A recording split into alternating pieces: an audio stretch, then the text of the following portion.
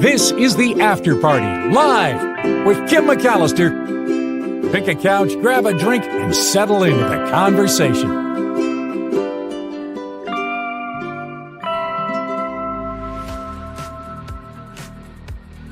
It is the After Party live on a Waterfall Wednesday.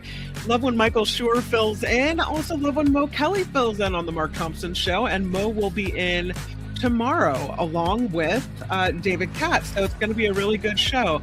And I have some decisions to make about what recorded piece to run, but I think it will be Nathan Taylor from Election Truth Alliance. So all of that to look forward to tomorrow on the Mark Thompson Show. As for the After Party Live, boy, do I have some waterfalls for you. I have 27 waterfalls. I think it's 27. Yeah, it took me forever to load all the waterfall pictures in. It might be waterfall overload. I don't know. If we get tired of waterfalls, we can always stop, put a pause on it, and keep the rest of them for next time. But I think I can get through them pretty fast. And there's some really, really beautiful waterfalls today. I see you guys chatting here. Lots of talk about the Waymos. Wait till I tell you this story. This is crazy. Aloha to you, Yvonne.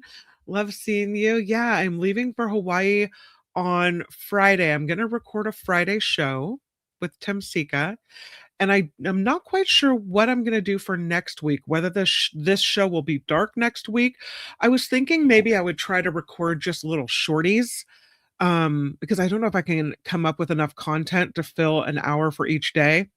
So I was thinking maybe I just put in, maybe a 10, 20-minute thing so that at least there's a place to come and chat and say hello to everyone. And you're not completely without this outlet. So I'm kind of still putting together my plan for that. And I'll let you know how it works out. Yeah, back to Maui. Finally back to Maui after more than 10 years. It's been a long time. So I'm glad to be going back. All right. Let's get to the first story that I have for you about this Waymo joyride. I mean, we knew it was going to come at some point, right? Where teenagers would think, we've got a free ride and no grown-up in the front seat. So we could do whatever we want. Get in that Waymo, drink, go crazy. The problem is there is somebody watching. There is kind of an adult in the front seat because Waymo has eyes and ears in this vehicle. So there's someone assigned to be watching and making sure that nothing sinister happens in their Waymo vehicle. Teens maybe didn't realize that. Thought they maybe could get away with something. Yeah, this happened in San Mateo, where on Monday, a couple of 15-year-olds were allegedly drinking up some booze in the afternoon and shooting water bead guns from the car. They had those, those Orbeez beads. You might not know what they are if you don't have kids, but they're like these, they almost look like a swollen fish egg, but they're kind of, I don't know if they're made of plastic or what, but they're these things that swell when they're immersed in water, and they kind of, I don't know, they're the size of little smaller than a gumball, and they're kind of a squishy. Anyway, yeah, they had these Orbeez beads stored in Powerade bottles, and it looks like whoever was the eyes and ears in this Waymo vehicle back at Waymo headquarters called the San Mateo police. So the car pulls over on El Camino Real, just south of Highway 92, where Waymo calls the cops, and they come out and they detain these two teenagers. They say, well, there was some ingenuity to this scheme. Toy guns, water guns, and BB guns all pose real dangers, especially to the untrained eye. And isn't that the truth? Because check out what this water gun looked like. Maybe if you know a lot about guns, you look at that immediately and go, oh, fake gun. But someone like me looks at that and goes, is that a gun? Like, that could be a real gun. I don't know. And I'm sure if you were far away from them and you were an officer fearing for your life, we saw that happen in Santa Rosa. Remember that? Where a toy gun, an airsoft rifle, was made to look rather realistic. Oh, this doesn't look like the, hot pink water guns of the pool or the neon green water guns of my childhood. This one looks a little more scary. So, the police say the simple handling of these can cause fear in passersby or those who don't get a good look. Plus, shooting projectiles at speed when you're in a vehicle can cause some real damage. So, yeah, the two 15-year-olds detained. Ride violated several of Waymo's rider rules for Bay Area passengers. Passengers under 18 must be accompanied by a family member or another adult with permission from the parent or legal guardian. They didn't say exactly what the teens were drinking in the car, but Waymo also prohibits any drug use, alcohol, smoking, or vaping inside of their Waymo vehicles. Police say, even with all that, Waymo was one of the better choices these teenagers made. The Waymo, they say, might have been the smartest idea yet, because driving impaired would have made this so much worse. So at least they took the Waymo. Oh man.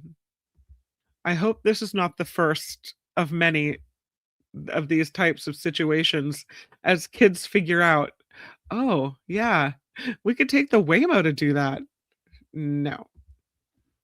I saw this story. I know we have a lot of cat lovers on this show, and I thought this might be of interest to you that 7%, at least 7% of free range cats that, hang out outside all the time, go on their little walks around the neighborhood. 7% of these free ranging cats are eating insects and other invertebrates, particularly beetles. You probably knew cats like bugs. I didn't realize it. Free range cats eat birds and small rodents, that we knew. But the degree to which they eat insects, somewhat surprising. When domesticated cats live freely in the wild or they're allowed to hunt outside of homes where their owners live, the word is that they're an invasive species that live in every ecosystem of the world except the continent of Antarctica. So biologists wanted to know, of all the species they eat, and to what degree the free-ranging cats are eating endangered or threatened species as well. So here's how it breaks down. Feral cats and domesticated cats that are allowed to roam outside eat also reptiles, mammals, and other creatures. 47% birds, 22% reptiles, 20% mammals, 5.7% insects, 2.7% amphibians, and then other was 1.5%. Yeah, kind of interesting. They said they looked through a bunch of publications that reported specific animal species consumed by cats. The cat's plant-eating habits occasionally noted, so they weren't studied in depth. But the overall assessment of what free-ranging cats eat around the world looks a little different than you might think. There was a paper published a couple years ago analyzing these 533 studies on cat diet, and they found that cats ate nearly 2,100 different species of animals, including invertebrates. Of those 2,100, the International Union for Conservation of Nature's Red List of Threatened Species listed 347 of them as near threatened or vulnerable. But most of the species cats eat are not in danger. So interesting. Most of the species cats ate were vertebrates, mostly birds, followed by mammals and reptiles. But the data also indicated that nearly 7% of the species cats eat are insects and other invertebrates like beetles, crustaceans, arachnids, centipedes, snails, slugs, and millipedes. So, yeah, I'm going to the chat. Did you guys know that cats would feast on bugs? I did not know this. I'm turning into a cat because I eat so many insects. Ooh, yuck. Gordon, we have possums at night and the cats leave those alone. My indoor cat is really into catching the occasional spider.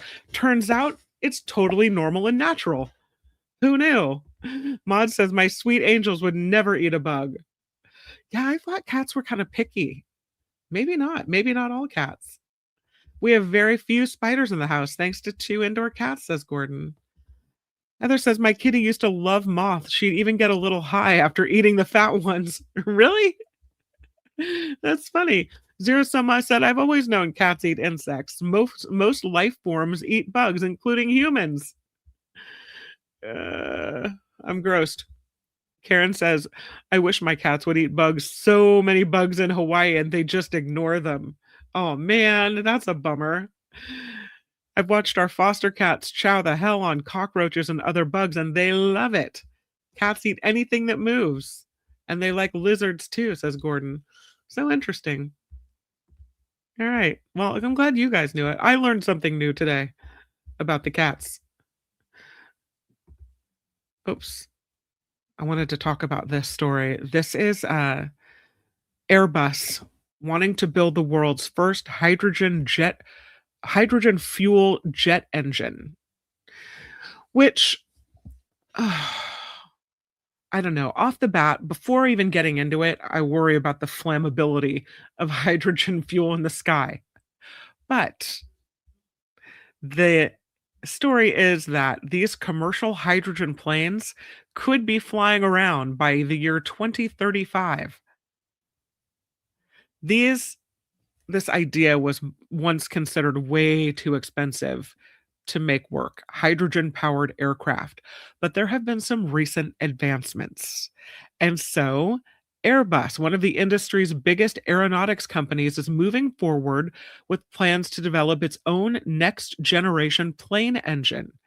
They're confirming a partnership with a company out of Germany called MTU Aero Engines, and they're going to work together to design and construct the world's very first aircraft engine powered entirely by electric hydrogen fuel cells. They want to start the work in 2027. They have to get some regulatory approvals in the EU. But they also have an MOU, a memorandum of understanding, as part of the Airbus Zero initiative, the ambitious goal to pave the way for a newly developed, safe, reliable, economical propulsion system that will contribute to climate neutral aviation. The airline industry, we know, is one of the world's largest transportation contributors to greenhouse gas emissions.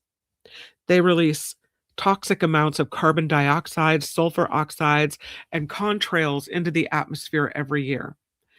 And they usually rely on the regular jet engine fuel, right? Hydrogen fuel cell engines, though, rely on lightweight liquid hydrogen burned in an electrochemical reaction to power large lithium batteries. The byproduct of that is mostly just water vapor, but they still need to do some research to figure out how much potential sulfur oxide is released as well. But the goal, according to Airbus, is to completely eliminate in-flight carbon dioxide and nitrogen oxide emissions in their planes using this hydrogen fuel cell system. And if it all goes to plan, they'll be flying these around by 2035. We'll see how their research goes. I don't know. Would you fly on one? Or is there a fear of it not being stable enough? Yeah, I don't know. I don't know. I see you at the after party live, but I'm not sure why. But hi, Tiger. Welcome aboard. Tigre Hermano. Hello to you. Plane crash might be explosive. This is my worry. Suan says, can you imagine drones or flying cars mixing with hydrogen planes? Yeah. Heather says I need to see how it goes first. I kind of agree with that. But my first reaction is, don't know if that's a good idea. We'll see. We'll see how it goes. All right, to a more fun story. Here's this guy, this water skiing guy. I want to be him. At 95 years old, he's out there water skiing. He's named the world's oldest water skier, well, right before his 95th birthday. So almost 95. He's from New Zealand. He's a great grandfather. And he was named the world's oldest water skier just a month and a half shy of his 95th birthday. He was 94 years, 318 days old when he went water skiing on Lake Coretta in Auckland, earning him the Guinness World Records title for the oldest water skier male. He said he started water skiing in 1955 and he's participated in numerous competitions. Obviously, this is a passion for him. And he said, I didn't consider it initially, but as I got older, it became a challenge and I enjoyed it so much that I just kept going. Also, he said the family all participated in the sport, which took us all over New Zealand for tournaments. Most people tell me I'm an inspiration to people of all ages. He said it encourages me to know that I am leading the way for others to keep active. And he says he has no intention of stopping his favorite activity anytime soon, and he plans to extend the record this summer. He said, I like the saying, you don't stop because you're too old, you get old because you stop being active. And isn't that the truth? It's that old saying, you don't, if you don't use it, you lose it. Use it or lose it. And he's using it. Look at him go. 95. That's awesome. He looks really healthy and like able to do it with no problem. It's amazing. Okay, are you guys ready for it? I have Waterfall Wednesday, where we take a deep collective breath, let the politics of the day wash away, and off we go to the Caribbean with the best waterfalls. I have them. There's so many, so many. The absolute best tropical waterfalls in the Caribbean. This is from sandals.com. Of course, Sandals is the resort. They have this lovely list of the 26 best waterfalls in the Caribbean. What you're looking at here is Ocho Rios Blue Hole. It is in Jamaica. It often makes the top of the list of the best things to do in Jamaica. It is the Blue Hole at the bottom of a 20-foot tall waterfall. So beautiful. The water turquoise. The swimming hole at this location, so beautiful, you'll hardly be able to resist the urge to climb the falls and jump on in. As for the rope swing, they say, let your inner Tarzan fly. Beautiful, but costly. The admission to the Blue Hole is $20 American dollars. But once you're there, you have access to the amenities. There's lockers and bathrooms at the site. And it's actually pretty close to some of the resorts. Next one on the list is called Dunn's River Falls. This is also in Jamaica. Ooh, that's a pretty one. Dunn's River Falls is one of the most visited attractions in Jamaica. It is 180 feet high, about 600 feet long, and it's pretty impressive. There's usually a pretty good crowd at this one. You can do a wet climb through the falls or a dry climb alongside to make your way to the top. The wet climb is the only way to get to the summit. So if you want to do that, you got to get your swimsuit on and wear anti-slip water shoes to climb that waterfall. You can hike, bathe in the falls, climb the falls, explore the tropical garden, and there's a water park for kids in this area. And of course, because it's touristy, there's souvenirs for sale and local food for sale. And then you can relax on Dunn's River Falls Beach as well. It's cool looking. This is an excursion that a lot of the tour boats stop at, or the cruise ships stop at. This is called 27 Charcos, and it is a series of waterfalls that descend into 27 cool and clean natural pools. This is about an hour from Punta Cana, Dominican Republic. The waterfalls are in the Northern Corridor mountain range, and it's a must-see for travelers that are headed this way. When you get to 27 Charcos, after, of course, paying the entrance fee, you'll be able to explore with a community tour guide. They say it is possible to climb to the top of the falls and to jump into some of these pools at this location. If you want to see all 27, that can be a challenge. You have to be really physically fit to make that happen because it's a bit of a hike. But you can see the first 7 very easily, which they say is an incredible experience. Look at that twin waterfall. So pretty. And there's so many in that area. The next one, we're going back to Jamaica. This is Reach Falls. There's Reach Falls. Got a nice little pool there. Reach Falls is one of the locations that you'll probably want to see. This is in a secluded location in the montane forest. The waterfall is about 25 feet tall and it's very striking. It's also quite wide, as you can see. Reach Falls is said to have first been discovered by enslaved people. They call them in the story runaway slaves. It's evolved into quite a popular tourist attraction. There are a lot of exotic birds at this waterfall, including parrots. The natural pool beneath the falls is clear, cool, large, and very accommodating if you want to swim. There are hidden caves near the base of the waterfalls as well. The location gets quite deep, so they advise life jackets for anyone who can't swim. And the rocks tend to be very slippery and the current's strong. So it's a place to be where you need to be careful. Also in Jamaica, Mayfield Falls. Mayfield Falls is on the west end of Jamaica. $20 to get in. You can rent lockers and store your stuff. They say it's a natural attraction, which is interesting because it looks a little man-made-ish to me, but it is a natural attraction. They say you can swim around the falls, hike to a more elevated vantage, explore underwater caves, and dip into natural jacuzzis. So that looks pretty fun. That again is called Mayfield Falls. Here's another one in the same area, YS Falls, also in Jamaica. Look at that one. Isn't that picturesque? Yeah, very close to Mayfield Falls. They're about a half hour from each other, so you can do them in the same day. This is a series of waterfalls that are incredible to look at and wonderful to dip into. The 7 waterfalls are part of the YS Collective and cascade into natural pools of varying sizes.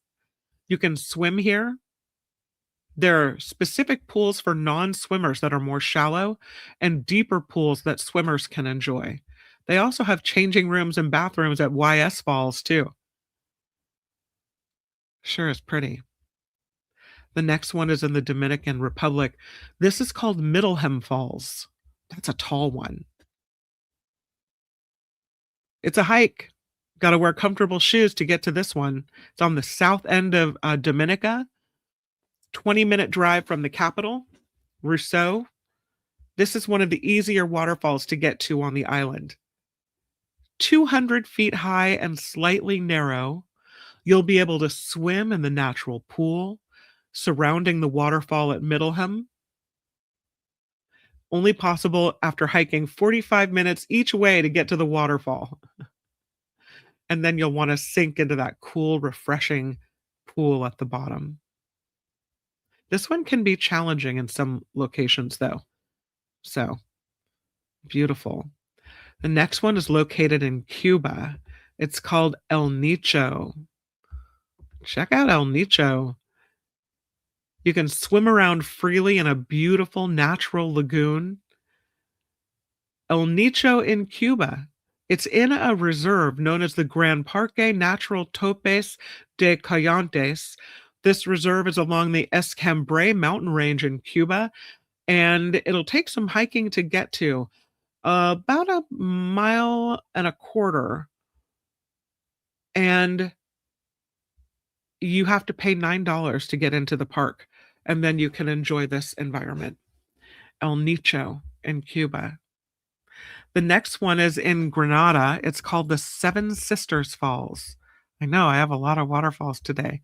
There's Seven Sisters. Got to grab some drinks, some snacks, a picnic, and spend the day at this waterfall. This is another one, a series of 7 waterfalls in the Grand Etang National Park. They're a short distance away from each other, about a 45-minute hike each way. This is about 25 minutes of a drive from St. George's in Granada. Sure is pretty. Beautiful. The next one is back to the Dominican Republic. It is the Tito Gorge. And there it is. Might be one of the most beautiful waterfalls you've ever seen. You've got opportunities here to dip into natural pools and even explore caves as you make your way to the main attraction. They say you'll need a life jacket. Takes about 5 to 10 minutes to swim to this waterfall. And once there, you can make your way into the cave at Tito Gorge, and there's a waterfall inside the cave. Really cool. The next one is Turtle River Falls, back to Jamaica again. That is Turtle River. It's within the Turtle River Falls and Gardens area in Jamaica. It was originally known as the Enchanted Garden. There are 6 waterfalls here, tropical gardens, a bird sanctuary, and a koi pond. There's an African macaw parrot and peacocks that you can interact with. There's fishes to feed. And again, $20 to get in. But it's an amazing place to visit. Here's another one. This one is in St. Vincent, and it's called Dark View Falls. It is rather dark, isn't it? This is a place where you find serenity. Twin waterfalls, about 100 and 200 feet high. Quite the adventure to get here. The path to the waterfalls is a mix of dirt and concrete road. You've got to go over a rickety bamboo bridge and up some stairs. The bamboo bridge was made with bamboo from the forest where these falls are located. But it's an amazing adventure. And once you get to the waterfalls, it's a great place to jump in and cool off. Again, that's the Dark View Falls in St. Vincent. Next one in Puerto Rico, it's called La Mina Falls. Oh, that looks sweet.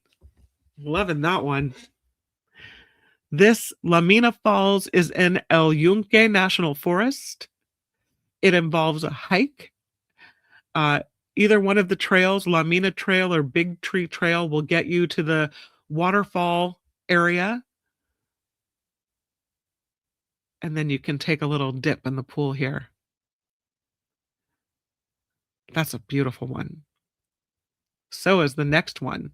Back to Cuba for Salto del Cabernet.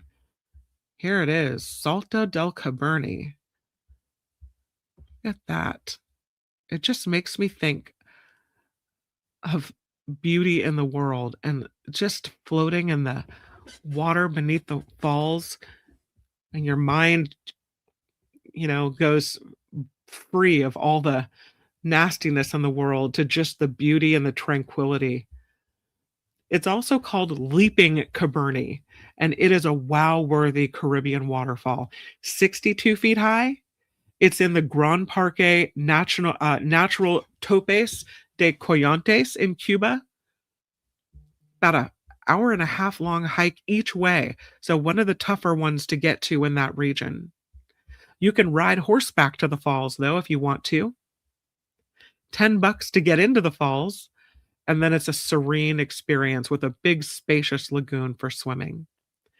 This one, you would think it was hide in your cave Monday, pero no. Take a look at this. It's Harrison's Cave.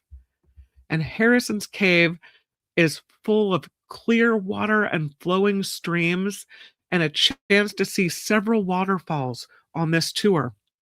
The tallest waterfall at Harrison's Cave is about 40 feet tall. And then there's a bunch of natural pools inside the cave as well. And once you get inside the cave, you can hear the rush of the streams from the waterfalls and see several natural pools in various places, of course, along with all the cool cave formations. Really interesting. Back to Jamaica for Somerset Falls. Here we go. Ooh, that's a nice one. The beauty of Somerset keeps it on the must-see list. It's in Portland, Jamaica, and there's a beautiful backdrop. You can hop on a small boat and head upstream to get a closer look at the largest waterfall at this location. That's Somerset Falls in Jamaica. Back to the Dominican Republic for Trafalgar Falls. That's a really interesting mountain range to look at. This one in a league of its own when it comes to beautiful natural attractions. This is in the Morne Trois Pitons National Park. It is the smaller of the two waterfalls that make up Trafalgar Falls. You can have a refreshing swim, explore around the tallest waterfall, and there's a rejuvenating hot springs here as well. Just about 20 minutes from Roseau, which is the capital of the Dominican Republic. This is one of the most beautiful pictures. We're going to Guadalupe to take a look at Carbet Falls. What a view.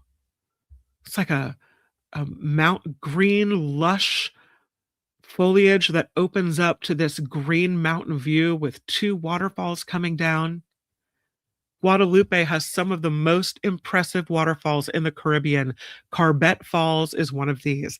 This is a series, actually, we see two, but there's three waterfalls located along the Carbet River at the southern end of Parc National de Guadalupe. This is the largest national park on this island, and it makes up 10% of the land in Guadalupe.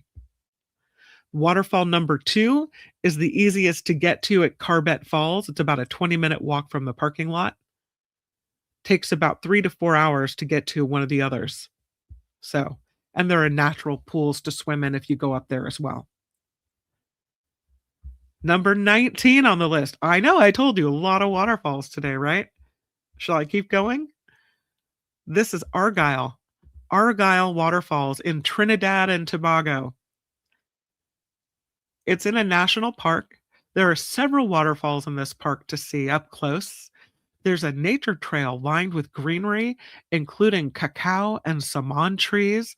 And once you get to this park, you'll be able to set up a tour with one of the guides who will take you along the trail.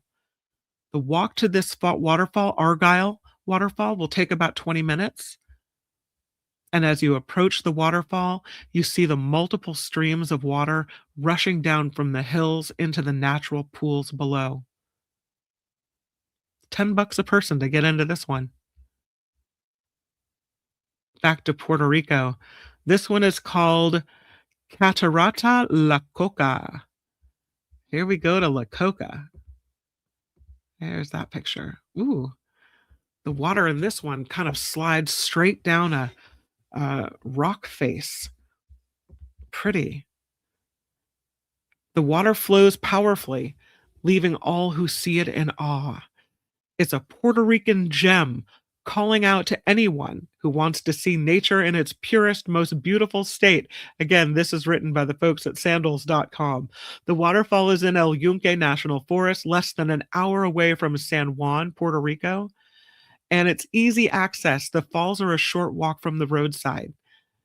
There's a natural pool to dip into at this location as well, but you're going to be prepared to get splashed because the water pummels from this 85-foot tall waterfall into the natural pool below. And there's a spray that will get you wet. The next one is in St. Lucia, and it is called Diamond Falls. Ooh, that's a pretty one. Interesting. This is in the Diamond Falls and Botanical Gardens waterfall and hot springs. It's one of St. Lucia's most attractive landmarks, and there's a garden oasis complete with this beautiful waterfall. There's lush tropical vegetation, hot mineral springs. It's a great place to visit. So interesting. I think it's the color of the rock behind the water that makes the waterfall look a little yellow. This next one, this one's a gusher. It's called El Limon Falls. Check out El Limon. Oops. There it is. See what I mean? It looks like a lot of water there.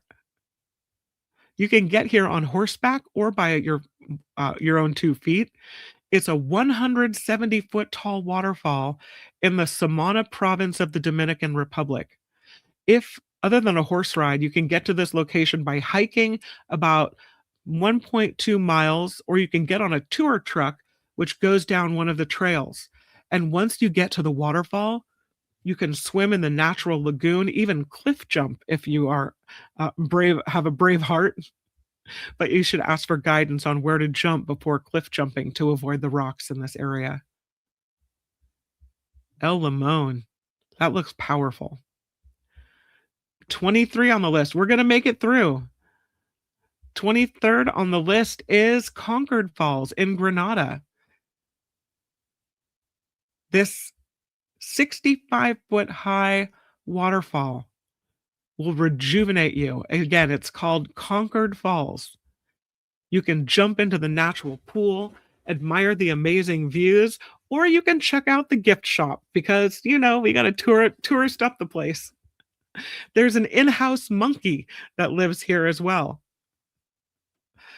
They say if you're going to cliff jump, again, ask a guide there because that'll make it a little more safe.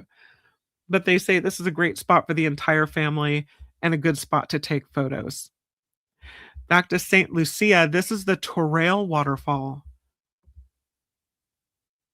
And there it is.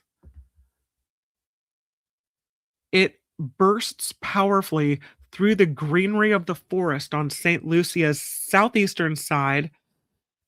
The waterfall, it looks almost like it's just a source of your rejuvenation. 26 feet tall with a natural pool. They say it'll be one of your most unforgettable vacation moments. It's $3 a person to get in. Ooh, bargain. And they have changing rooms and facilities at Torrale Waterfall as well. The next one looks like a picture from a Blue Lagoon movie. It's called Cascade. And I think it's French, so pardon my French. Cascade au Écrevisses. It's in Guadalupe. And here's the picture of this cascade.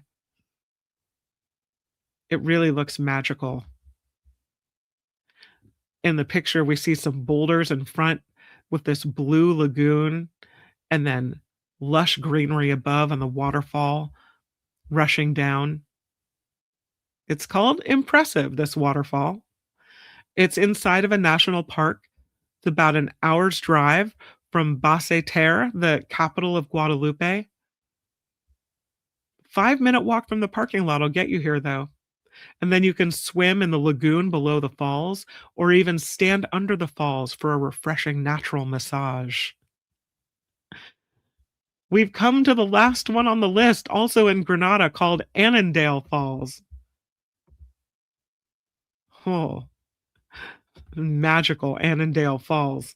About 15 minutes from the capital of St. George's. This waterfall is about 30 feet high, and this can be a really fun day. Vibrant greenery, hikes, nature trails, and this natural grotto that the waterfall pours into. It's a peaceful ambiance with so much natural beauty, and it's only $2 a person to get in. Look at that. They really monetize the waterfalls in the Caribbean. That's Annandale Falls. That one might be my favorite. That's pretty nice. Wow, just gorgeous. Those are the top 26 waterfalls to see in the Caribbean. Again, the 26 absolute best tropical waterfalls in the Caribbean, as noted by sandals.com on their blog. So I appreciate the recommendations for us. Pretty nice. Yeah. Cool pool. Going back through the comments here. You guys are talking about books. Yeah, maybe I went on maybe I went on too long when it came to the waterfalls. I don't know. Maybe you just want to take a book to the waterfall and relax. Yeah, turquoise waters. So pretty. Like the pools by Hana Maui. Beautiful. That, my friends, is Waterfall Wednesday. Hopefully you got a nice little calming look at some waterfalls there. I appreciate it. By the way, talking about books, the last book club book that we read, I really, really liked my book club. It's called This Book Made Me Think of You. And the story is this woman, she is works in publishing and she loves books. Her favorite place, bookstores. She marries this guy and they're only married for a few months before he dies. And after he passes away, she finds out that he has left her at a local bookstore in London one book each month for a full year. And so all the books that he's chosen for her lead her on adventures and this path to discovery and healing. It's a really good book. It's called This Book Made Me Think of You. So if you're looking for a good book, I really like that one. Thought it was a good one. Glenn throwing in a couple Australian bucks. Waymo on the list when I visit. Don't you go crazy in the Waymo, Glenn. No drinking and shooting in the Waymo. I know that sounds like a very American thing to do, but no. Thank you for the contribution to the show. Thank you to everyone also who contributes to the After Party Live PayPal. So appreciated. Honestly, could not do this show without the financial contributions to keep it rolling and keep it all afloat. Really appreciate that. The most recent contributors include Kim N, thank you so much. Mary Zane B, Barbara H, Deborah S, Carol S. Huge thank you for the contributions, you guys. Really, really nice. And I will see you tomorrow. Again, it's Mo Kelly. Will be in for Mark tomorrow. And there is a best of show coming up on Friday, just so you know. That is what we do. All right. Make it the very best rest of your Wednesday. And I'll see you tomorrow on YouTube. For now, bye, everybody. The After Party Live would like to thank the following contributors and viewers like you.